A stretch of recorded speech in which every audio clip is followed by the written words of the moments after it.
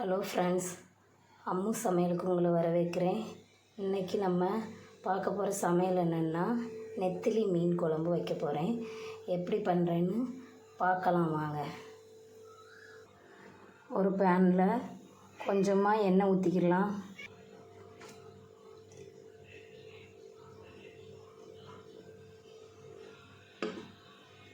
அப்புறமா கொஞ்சமாக கடுகு நல்லா பொரிஞ்சு வந்த பிறகு வெந்தயம், அப்புறமா கருவேப்பிலை,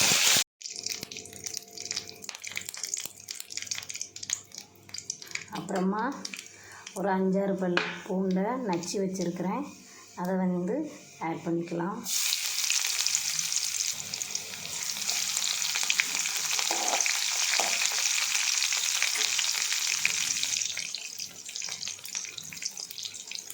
அப்புறமா சின்ன வெங்காயம் தேவைக்கேற்ப,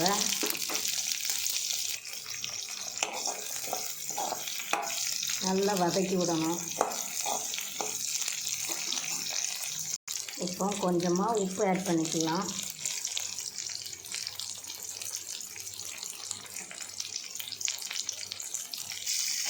அப்போ தான் இந்த வெங்காயம் நல்லா வதங்கும்.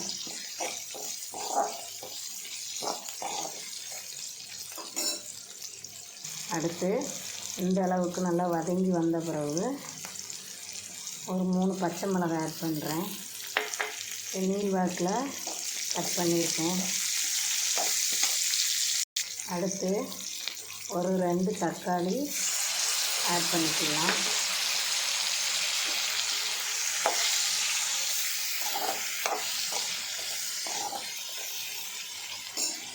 பாருங்கள், இந்த அளவுக்கு தக்காளியும் வெங்காயமும் வதங்கின பிறகு நம்ம குழம்புக்கு தேவையான அளவு மசாலா சேர்த்துக்கலாம்.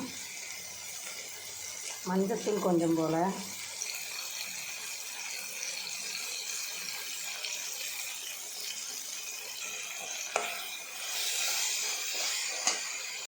ஏன் கொஞ்சமாக சேர்க்குறோன்னா நம்ம வீட்டில் அரைச்ச குழம்பு மிளகாத்தூளை நம்ம ஆட் பண்ண போகிறோம். அதில் ஏற்கனவே நம்ம மஞ்சள் சேர்த்து அரைச்சிருக்கோம், அதனால தான். அடுத்து தேவைக்கேற்ப மிளகாத்தூள் கொஞ்சமாக ஆட் பண்ணிக்கலாம்.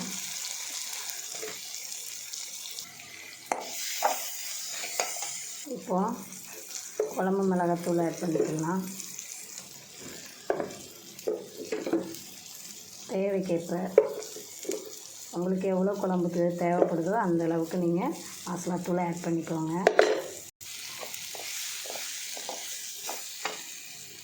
இப்படி நல்லா மசாலாத்தூளை நல்லா எண்ணெயிலே நல்லா ஃப்ரை ஆகிற அளவுக்கு நல்லா வதக்கி எடுத்து வச்சுக்கணும்.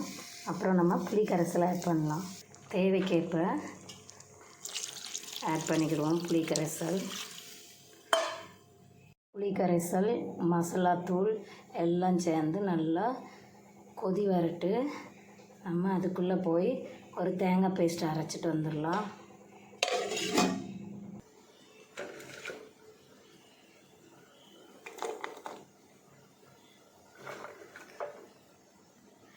தேங்காய், சின்ன வெங்காயம், சோம்பு, ஒரு அரை தக்காளி, ஒரு பல்லாரி.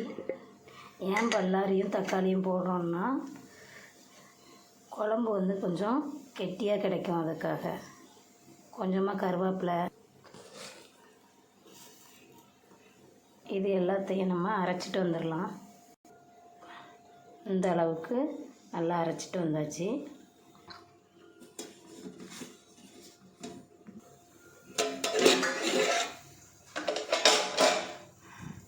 நல்லா கொதி வந்துருச்சு. இந்த மாதிரி ஸ்டேஜில் நம்ம அரைச்சி வச்சுருக்கிற தேங்காய் பேஸ்ட்டை ஆட் பண்ணிக்கலாம். இப்போ குழம்புக்கு தேவையான அளவு தண்ணி ஆட் பண்ணிக்கலாம்.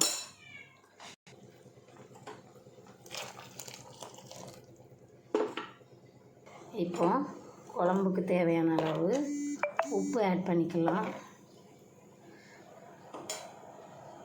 நம்ம ஏற்கனவே கொஞ்சமாக உப்பு சேர்த்துருக்கோம். இப்போ அளவாக கொஞ்சம் சேர்த்துக்கிறோம். இந்த தேங்காய் பேஸ்ட்டு மசாலா ஸ்மெல்லு எல்லாம் நல்லா கொதித்து காயணும்.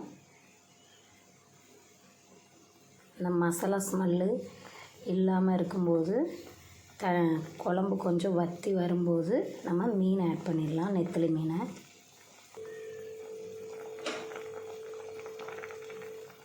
பாருங்கள், குழம்பு எப்படி வற்றி வந்திருக்கு. இந்த மாதிரி ஸ்டேஜில் மீனை போடலாம்.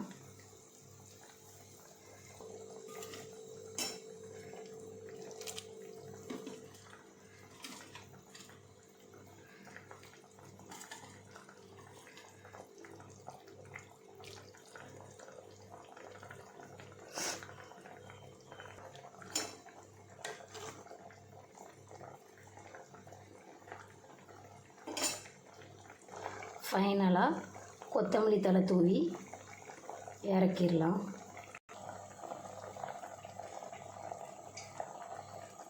நீங்களும் உங்கள் வீட்டில் செஞ்சு பார்த்துட்டு எப்படி இருந்துன்னு சொல்லுங்கள்.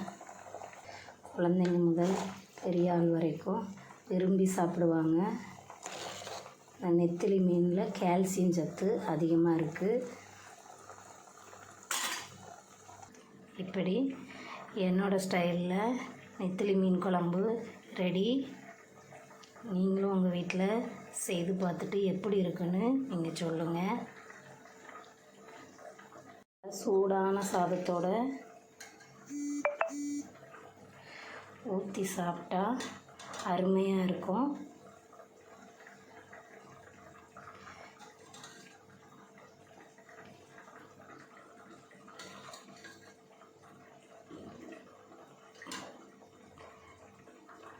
தேங்க்யூ.